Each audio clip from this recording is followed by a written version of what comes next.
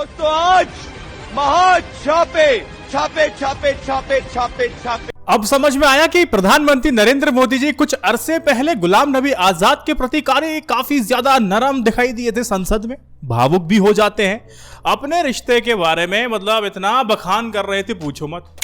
ये अकारण नहीं था, वह भी गुलाम नबी आजाद और भाजपा के बीच में बनने वाली एक बॉन्डिंग का काम कर रहे थे। राजनीति में मतलब आंख बंद मत कीजिए, दिमाग खोलिए, समझ में आएगा। देखो पहले रूबिका जी का एक मासूमियत भरा ट्वीट देखो। रूबिका लिखती हैं कि गुलाम नबी ही नहीं, ऐसे पुराने कद्दावर बहुत सारे कांग्रेसी नेता हैं जो अपनी नाराजगी में रिमोट कंट्रोल मॉडल का जिक्र करते हैं और इस खत में वो लिखते हैं और फैसला या तो राहुल गांधी लेते हैं या फिर उनके पीए या फिर यहां तक कि सिक्योरिटी गार्ड भी ले लेते हैं। कौन है ये जिनके तौर तरीके ने इन बड़े नेताओं को पार्टी पर छोड़ने को मजबूर किया? इस पर मैंने पहले ही बात कर चुकी, लेकिन वीडियो के एंड में और जिक्र कर दूंगा। आज मुझे आप एक पार्टी का नाम बताओ जो रिमोट कंट्रोल के मॉडल पर नहीं चल रही हो।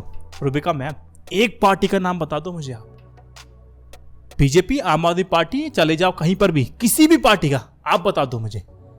अरे रिमोट कंट्रोल मेरे और आपके लिए खतरनाक है, लेकिन टॉप लीडरशिप के लिए अलादीन का चिराग है। मैडम समझिए इस बात को।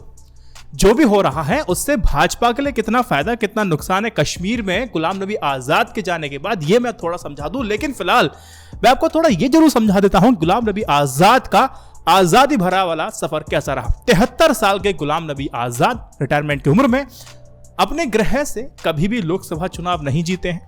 2014 में एक बार लड़े, हार गए। 2 बार लोकसभा भी पहुंचे हैं।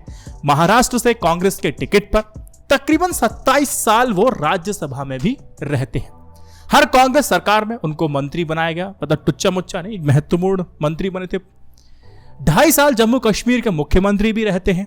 तो कुल 37 साल सांसद और 2.5 साल मुख्यमंत्री, और संगठन में शायद ही कोई राज्य रहा हो जिसके प्रभारी इनको ना बनाया गया हो। 1 साल हुए जब राज्यसभा नहीं भेजे गए एक पार्टी या फिर परिवार ने इससे ज्यादा किसी को दिया हो, मुझे ये भारतीय राजनीति में कहीं पढ़ने को नहीं मिला। फिर भी नेता हमें सिखाते हैं कि हमें क्या मिला है, ये कभी नहीं सोचना चाहिए। समाज के हर क्षेत्र में निष्ठा पर स्वार्थ हावी होता जा रहा है। ये सिर्फ इसकी बात नहीं, हर जगह की बात कर रहा हूं, जनरलाइज स्टेटमेंट है। अभी गर्त में कांग्रेस जाती जा रही है, उस कितना नुकसान उसको होगा ये कह पाना आज मैं कह सकता हूं मुश्किल है। लेकिन गुलाम नबी आजाद को फायदा जरूर होने वाला है, ये जरूर निश्चित बात हो चुकी है। इस्तीफे के साथ ही ना आजाद ने यह बिल्कुल साफ कर दिया है कि आगे वो सिर्फ रिटायरमेंट पार्टी नहीं करेंगे, वो अपनी एक नई पार्टी बनाएंगे। अब जितने भी राजनीतिक विश्लेषकों को पढ़ रहा हूं वो कहते हैं कि आजाद का यह कदम पंजाब के पूर्व मुख्यमंत्री कैप्टन अमरिंदर सिंह की तरह कैप्टन पार्ट 2 का एक बहुत बड़ा हिस्सा माना जाएगा। यह राजनीतिक पार्टी गुलाम नबी आजाद अपने बेटे सद्दाम के साथ मिलकर के शुरू करेंगे। वहीं दूसरे लोगों का यह भी कहना है गुलाम नबी आजाद की कश्मीर में पकड़ का फायदा भाजपा को जबरदस्त रूप से मिल सकता है। यह अलग बात है कि चुनाव भले ही भाजपा के सिंबल पर वो ना लड़े, लेकिन भाजपा और गुलाम नबी के बीच में जो राजनीतिक समझौते की जो संभावनाएं हैं वो जबरदस्त तरीके से आगे बढ़ती दिखाई दे रही है। गुलाम नबी आजाद जैसा कद्दावर नेता जिसकी जम्मू एंड कश्मीर में जबरदस्त पकड़ भी है, आने वाले चुनाव में एक बहुत बड़ा उलटफेर कर सकते हैं। इसमें कोई संभावना ना हो ऐसी कोई बात नहीं। वो कहते हैं ना कि निश्चित तौर पर इससे कांग्रेस को ना सिर्फ एक बड़ा झटका लगा है बल्कि भाजपा के लिए एक बहुत बड़ा फायदे का इस्तीफा जरूर बन जाता है। लेकिन मैंने एक चीज नोटिस की है, जब भी अध्यक्ष की बात होती है ना कांग्रेस में कौन बनेगा, तब ये सब चीजें शुरू हो जाती है। राजनीतिक विश्लेषकों का यह भी मानना है कि आने वाले विधानसभा के चुनाव में अब कई तरह के विकल्प सामने आ रहे हैं। कौन से विकल्प है? भाजपा और गुलाम नबी आजाद मिलकर भी जम्मू कश्मीर में चुनाव लड़ सकते हैं, पहली बात। इसके अलावा दूसरा विकल्प यह भी हो सकता है कि अलग अलग रहकर के भी चुनाव लड़ा जा सकता है। Pre alliance and post alliance का कंसेप्ट ध्यान रखिएगा, जो कि विधानसभा परिणामों के बाद आगे किसी बड़े राजनीतिक गठबंधनों को अंजाम दिया जा सकता है। Post alliance, post poll alliance कहते हैं।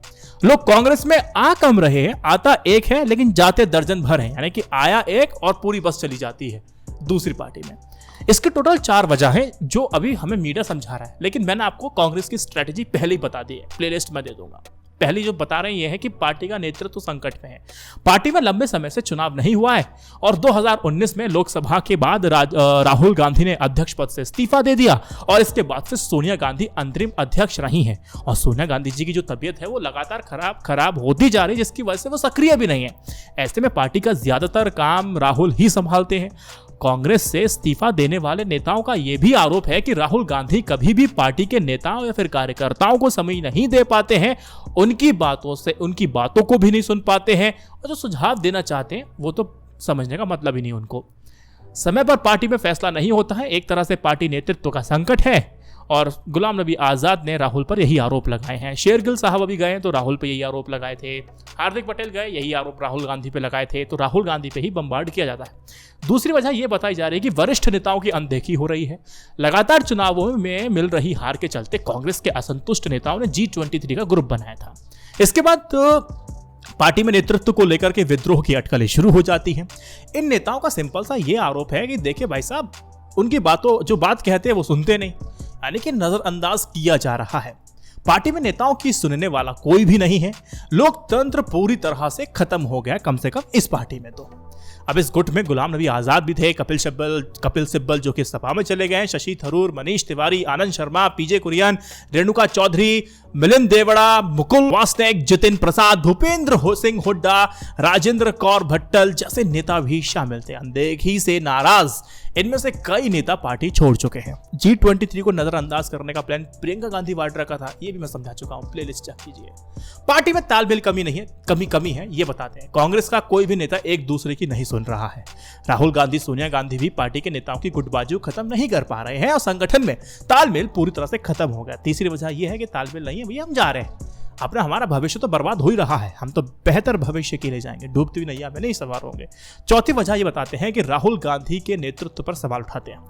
पार्टी छोड़ने वाले ज्यादातर नेताओं ने साफ कहा है कि वे राहुल गांधी के नेतृत्व से खुश नहीं हैं। गुलाम नबी आजाद ने खुल करके अपनी चिट्ठी में इसका जिक्र भी कर दिया है। 5 पन्ने की पूरी चिट्ठी आप पढ़ भी सकते हैं। गुलाम नबी आजाद ने यहां तक लिख दिया है कि राहुल गांधी के बचपने की वजह से ही 2014 के लोकसभा चुनाव में पार्टी को हार मिली थी। आजाद ने भी राहुल के नेतृत्व पर सवाल किया है। ये 4 वजह हैं जिसकी वजह से कांग्रेस से छोड़ करके जाते जा रहे हैं। देखो ये बातें बिल्कुल फौरी तौर पे पैकेजिंग टाइप है, ये तो खबरें होगी पैकेजिंग टाइप वाली, लेकिन इसमें बात को मैं रिपीट नहीं करूंगा क्योंकि कांग्रेस की प्लेलिस्ट अब आप देखेंगे तो वहां मैंने आपको समझाने की कोशिश की है कि प्रियंका गांधी वाड्रा और राहुल गांधी दोनों मिलकर आखिर प्लान क्या बना रहे हैं। जो उनकी संगठन में, जो उनके पार्टी में जो उम्र दराज लोग हैं उनको साइड क्यों लगाया जा रहा है, G23 के चरणों में जाके क्यों नहीं पढ़ा जा रहा है, ये सारी बातें प्रियंका गांधी वाड्रा और राहुल गांधी की स्ट्रैटेजी को मैंने डिकोड किया हुआ है, तो यहाँ मैं नहीं बताऊंगा। फिर मैंने आपको ये भी समझा था उसी स्ट्रैटेजी के अंदर कि कैसे ममता बनर्जी जो है ना वो G23 के साथ जो नेता है ना उनके साथ क्यों संबंध बना रहे हैं, क्योंकि उनके कॉर्पोरेट के साथ काफी अच्छे संबंध है इनके G23 के। राहुल गांधी और प्रियंका गांधी वाड्रा इनको भी तो पैसा चाहिए होगा, तो ये कहां से इकट्ठा करेंगे। वैसे मैं इस प्लेलिस्ट का लिंक मैं डिस्क्रिप्शन में और कमेंट सेक्शन में डालने वाला हूं, जाके आप सुन सकते हैं। 7-8 वीडियो है, आराम से सुनिए, आपको मजा आने वाला है। और ऐसी पत्रकारिता सिर्फ INI न्यूज़ इंडिया ही करेगा, खुल कर नहीं बताएगा। पैकेजिंग वाली बात पूरी गोदी मीडिया पे आप देख लीजिए और पैकेट के अंदर की बात INI न्यूज़ इंडिया पे देख लीजिए। हाँ, गोदी मीडिया से मुझे याद आया कि इनका वीडियो बहुत वायरल है साहब का, देखिए। तो आज महाछापे छापे छापे छापे छापे छापे पटना से लेकर तक एजेंसी के छापे छापे। अरे असली डर तो शायद भ्रष्टाचारियों को हो रहा है भाई साहब का, बहुत ज्यादा मतलब शेमलेस, मतलब एम्बैरेसिंग मूवमेंट है भाई साहब। मुझे समझ में नहीं आ रहा कि इन्होंने कौन से पदार्थ का इन्होंने सेवन किया है, और उस पदार्थ का सेवन करने के बाद अगर ये नींबू कुछ खट्टा इत्यादि खा लेते तो उनका पेट नहीं निकल आता। क्या आदमी है यार। जय Hind, Vande Mataram, stay updated, stay educated, सत्यमेव जयते, नमस्कार।